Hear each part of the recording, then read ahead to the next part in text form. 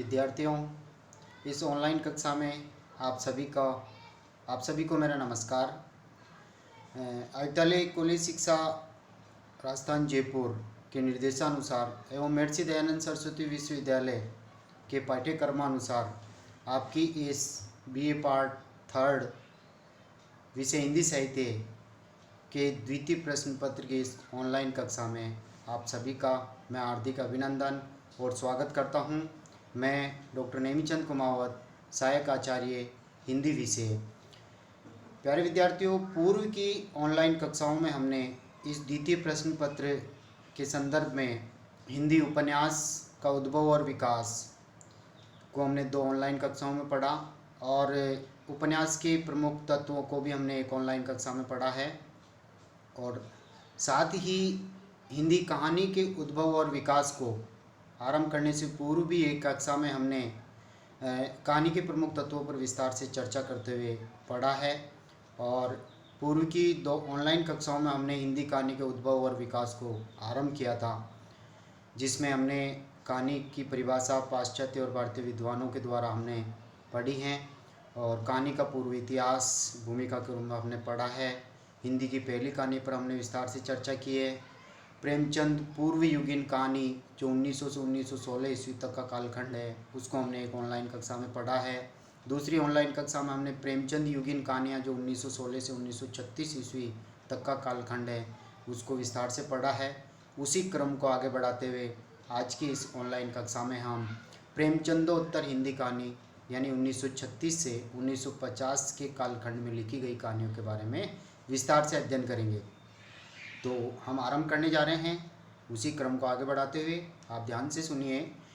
प्रेमचंद जी को हिंदी कथा साहित्य के मील का पत्थर मानकर उसके बाद के कहानी साहित्य को प्रेमचंदोत्तर युग के नाम से अभिहित किया गया है। वास्तव में देखा जाए तो प्रेमचंद के साथ भारतीय राजनीतिक, सामाजिक और साहित्यिक क्षेत्र में एक युग तो समाप्त हो जाता है। प्रेमचंदोत्तर युग में हिंदी कहानी का तीव्र गति से विकास हुआ है। कहानी इस काल की केंद्रीय विधा रही है, अतः उसने जीवन और जगत के विविध पक्षों को अपनी परिधि में समेटने का प्रयास किया। हिंदी कहानी साहित्य के क्षेत्र में इस नए युग में आदर्शवादिता के स्थान पर यथार्थवादिता, सामाजिकता के स्थान पर वैयक्तिकता तथा राजनीति एवं धर्म के स्थान पर मनोविज्ञान एवं मनोविश्लेषण जैसे विषयों पर कहानीकारों ने कहानियाँ लिखी हैं, जिसमें व्यक्ति के मन की आंतरिक परतों को खोलकर देखा गया है। यद्यपि कहानी की पुरानी परंपराओं का एकाएक लोप तो नहीं हो गया था, पर इसके साथ ही अनेक नई परंपराओं का उदय एवं विकास हुआ, जिसका परिचय यहाँ हम संक्षिप्त रूप में पढ़ेंगे।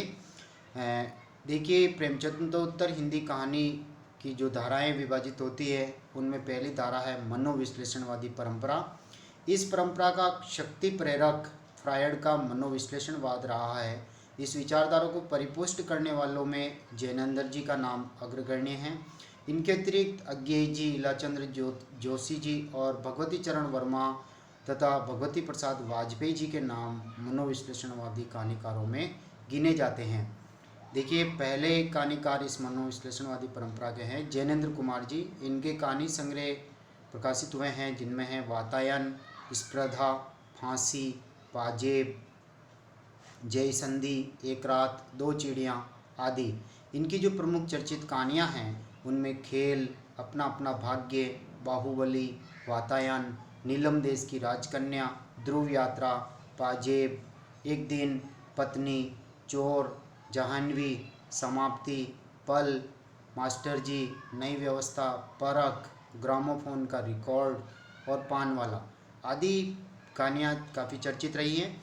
मानवीय दुर्बलताओं का यथार्थ चित्रण जैनेन्द्र जी की कहानियों में प्रमुखता से हुआ है। इन्होंने यथार्थ धरातल से उठाकर पात्रों को अपनी कहानी का विषय बनाया है। उनके पात्र अपने आस पड़ोस से उठाए हुए मानव चरित्र हैं। जैनेन्द्र जी ने मानव मन की शंकाओं, प्रश्नों तथा गुत्थियों को सुलझाने का प्रयास किया है। मनोविश्लेषणवादी परंपरा के दूसरे कहानीकार अज्ञेय जी हैं। सच्चिदानंद हीरानंद वात्स्यायन अज्ञेय इनका पूरा नाम है। अज्ञेय जी ने व्यक्ति के परिवेश और संघर्ष को अपनी कहानियों में उकेरा है। उनकी कहानियों में मनोविश्लेषण के साथ साथ प्रतीकात्मकता एवं बौद्धिकता का प्रभाव भी लक्षित होता है। इनकी प्रमुख कहानियों में रोज, खितिन बाबू, मेजर चौधरी की वापसी, खुदो के बंदा, पुलिस की सिटी, हजामत का साबुन, कोटरी की बात, ग्रे ग्रीन, पठार का धीरज, कड़ियाँ, अमर वल्लरी, मैना, सिग्नेलर, हर सिंगार, छोड़ा हुआ रास्ता, पगोड़ा वृक्ष, पुरुष का भाग्य आदि। इनके जो कहानी संग्रह हैं उनमें हैं विपतगा, परंपरा, शरणार्थी, कोटरी की बात, जयदौल, अमर वल्लरी, ये तेरे प्रतिरूप आदि इनके कहानी संग्रह हैं। तीसरे मनोविश्लेषणवादी कहानीकार इलाचंद्र जोशी जी हैं। मनोविश्लेषणवादी परंपरा को गति प्रदान करने वाले अन्य में इलाचंद्र जोशी जी हैं। इनकी कहानियों में दमित काम वासना, अहम, कुंठा का चित्रण किया गया है। इनमें घटनाओं की अपेक्षा चरित्र पर विशेष बल दिया गया है। इनकी प्रमुख कहानियां हैं रोगी, मिश्री, परित्यक्ता, चौथे विवाह की पत्नी, प्रेतात्मा, चरणों की दासी, जारज, अनाश्रित, होली, रक्षित, धन का अभिशाप, पतिव्रता या पिशाची, एकाकी, मेरी डायरी के 2 नीरस पृष्ठ आदि। और इनके जो कहानी संग्रह हैं उनमें रोमांटिक छाया, आहुति, दिवाली और होली, खंडर की आत्माएं, डायरी के नीरस पृष्ठ आदि। मनोविश्लेषणवादी कहानीकारों में भगवती प्रसाद वाजपेयी जी भी हैं। इन्होंने जैनेन्द्र जी की परंपरा को आगे बढ़ाते हुए अनेक कहानियाँ लिखी जो हिल्लोर, पुष्करिणी, खाली बोतल संग्रह में संग्रहित हैं। 5वें कहानीकार हैं भगवती चरण वर्मा। इन्होंने इस क्षेत्र में विशेष सफलता प्राप्त की है। उनमें विश्लेषण की गंभीरता के साथ साथ मार्मिकता और रोचकता का गुण भी मिलता है। इनके कहानी संग्रह हैं खिलते फूल, इंस्टॉलमेंट, 2 बांके आदि। प्रेमचंदोत्तर हिंदी कहानी की अगली जो धारा है मनोविश्लेषणवादी परंपरा के बाद यथार्थवादी परंपरा, या इसे प्रगतिवादी परंपरा कह सकते हैं, या दूसरा इसे मार्क्सवाद के अनुरूप प्रचलित प्रगतिवादी परंपरा कह सकते हैं। प्रेमचंदोत्तर कहानीकारों में एक वर्ग उन कहानीकारों का है जिन्होंने यथार्थवादी कथाकारों के रूप में जाना जाता है। इन्होंने आधुनिक समाज की विभिन्न परिस्थितियों एवं समस्याओं का चित्रण यथार्थपरक दृष्टिकोण से किया है। इस मार्क्सवादी विचारधारा जिसमें सामाजिक यथार्थ का चित्रण, मानवतावाद की प्रतिष्ठा, रूढ़ियों का विरोध, शोषितों के प्रति सहानुभूति, शोषकों के प्रति आक्रोश का स्वर कहानी का विषय बने हैं। इस धारा के कहानीकारों में जो प्रमुख हैं उनमें चंद्रगुप्त विद्यालंकार, रामा प्रसाद पहाड़ी, यशपाल जी, रांगे राघव, राहुल सांकृत्यायन जी, अमरकांत जी, उपेंद्र नाथ अश्क, अमृतलाल नागर और मनमथलाल गुप्त जी आदि प्रमुख हैं। देखिए, पहले इनमें यथार्थवादी परंपरा कहानीकार को हम लेते हैं यशपाल जी को। ये इस परंपरा के प्रमुख प्रतिनिधि कवि हैं और कहानीकार हैं। इन्होंने वर्ग विभेद, सामाजिक उत्पीड़न, शोषण एवं निम्न वर्ग के जीवन की त्रासदियों को यथार्थपरक शैली में प्रस्तुत किया है। इन्होंने एक स्थान पर कहा है कि मैं जिन भावनाओं को सुंदर अर्थात समाजोपयोगी और कल्याणकारी समझता हूँ उनसे अभिव्यक्ति की प्रेरणा का अनुभव करता हूँ और समाज को प्रेरणा देना चाहता हूँ। साथ ही जिन भावनाओं को असुंदर, अन्यायपूर्ण और समाज के लिए अमंगलकारी समझता हूँ उनके विरोध की प्रेरणा भी अनुभव करता हूँ। इनके जो प्रमुख कहानी संग्रह हैं वो है चक्कर क्लब, ज्ञानदान, अभिशप्त, तर्क का तूफान, पिंजड़े की उड़ान, वो दुनिया, भस्मावृत, चिंगारी, फूलों का कुर्ता, उत्मी की माँ, सच बोलने की भूल, तुमने क्यों कहा कि मैं सुंदर हूँ आदि। अगले जो कहानीकार हैं इस यथार्थवादी परंपरा के, प्रगतिवादी परंपरा के, उनमें हैं चंद्रगुप्त विद्यालंकार ने अपनी कहानियों में राष्ट्रीय एवं सामाजिक समस्याओं का चित्रण अत्यंत कलात्मक ढंग से किया है। इनके कहानी संग्रह हैं चंद्रकला, भय का राज्य, अमावस आदि। अगले कहानीकार हैं उपेंद्र नाथ अस्के। इनके अब तक अनेक कहानी संग्रह प्रकाशित हो चुके हैं जिनमें आधुनिक समाज की दुर्बलताओं, कुंठाओं, दूषित प्रवृत्तियों आदि का उद्घाटन व्यंग्यात्मक शैली में किया गया है। मध्यम वर्गीय जीवन की समस्याओं एवं संवेदनाओं के चित्रण में इन्हें विशेष सफलता मिली है। इनके कहानी संग्रह हैं निशानियाँ, दो धारा आदि। इनकी कहानियाँ हैं पिंजरा, पाषाण, मोती, दुल्लो, मरुस्थल, खिलौने, चट्टान, जादूगरनी, चित्रकार की मौत आदि।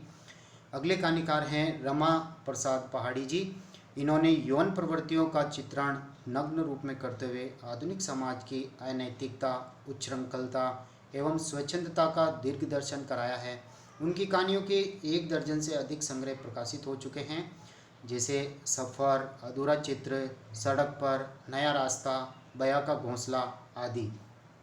अगले कहानीकार आते हैं इस प्रगतिवादी परंपरा में डॉक्टर सत्य प्रकाश संगर। इन्होंने उच्च वर्ग की भोग लिप्सा, सरकारी अधिकारियों के भ्रष्टाचार, नेताओं के पाखंड आदि का चित्रण करते हुए वर्तमान समाज के विभिन्न पक्षों की आलोचना व्यंग्यात्मक शैली में की है। इनके कहानी संग्रह हैं अवगुंठन, नया मार्ग, कितना ऊंचा कितना नीचा, अफ्रीका का आदमी, लंबे दिन जलती रातें, मुझे टिकट दो, हमें दमे देरीना का मिलना आदि उल्लेखनीय हैं। अगले कहानीकार के रूप में आते हैं देवी दयाल चतुर्वेदी। इनका कहानी संग्रह अंतरज्वाला।